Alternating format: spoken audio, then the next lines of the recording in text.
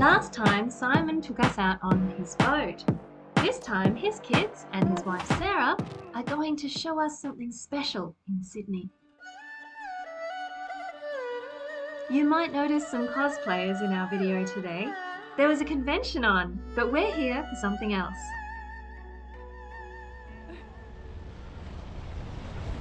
Come here, tell me all about it. I was on that side and I came over to this side. I fitted through. And what are we doing? We're going to the Chinese Friendship Garden in Sydney, which was built 20 years ago. So it's an established garden. It's going to be really cool.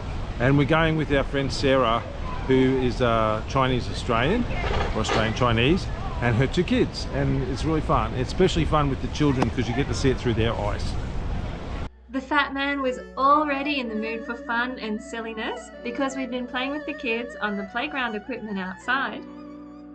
But we were ready for some very serious cultural experiences, and that included a tour with the kids showing us where each of the horoscope animals could be found throughout the garden.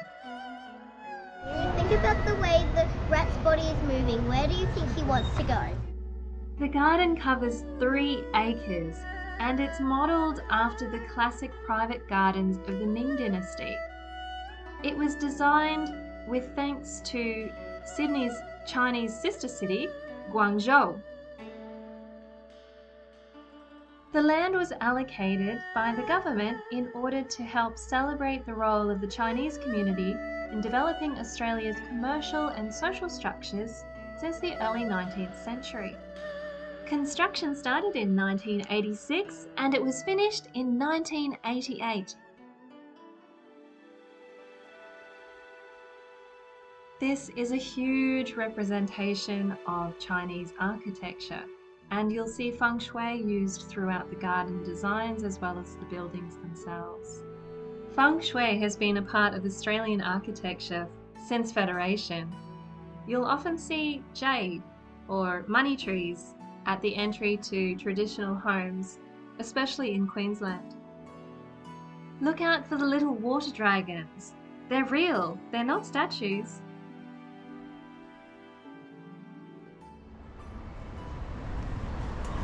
Wow, the Chinese Friendship Garden at Darling Harbour in Sydney is awesome, and you should come and visit.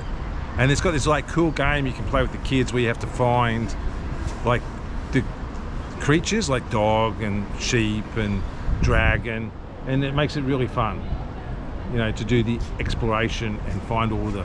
I just seen one behind PJ's head right now in the tree. We've got the rooster behind us, and Charlie is born in the year of the rooster, and it means he is interesting, brave and talented and modest. So there you go.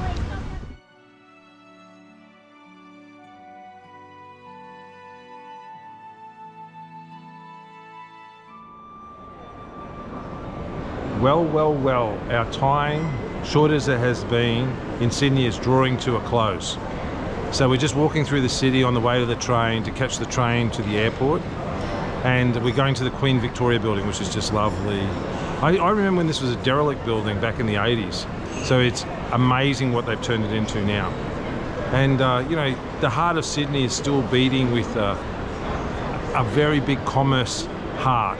And, you know, the online shopping has not really made great inroads. It's still a shopping experience. So in other words, I don't like coming here.